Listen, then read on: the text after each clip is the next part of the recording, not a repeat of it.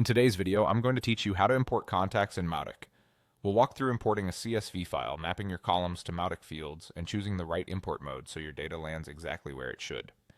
Before we begin, make sure your contacts are saved as a CSV file with clear column headers like email, first name, and last name.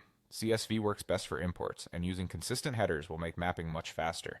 Start by opening your Mautic login page and signing in.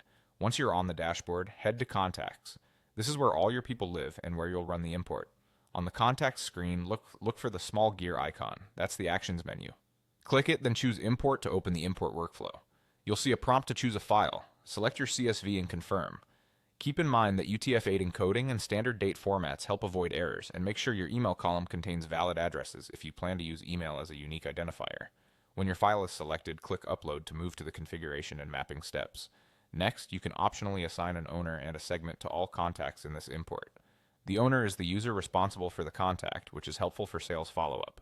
Segments let you organize contacts for campaigns and filters, for example, newsletter subscribers or event leads. If you don't need these, you can skip them for now. You can always segment later. Now map your CSV columns to Mautic's contact fields. You'll see the column names from your file on one side and drop-downs with Mautic fields on the other.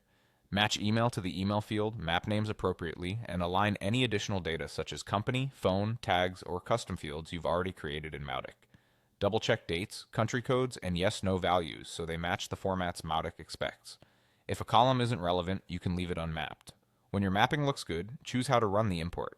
Import in background is the safer choice for large files, as it prevents browser timeouts and lets you continue working while Mautic processes the data. Import in browser works fine for small files when you want to watch the progress right away.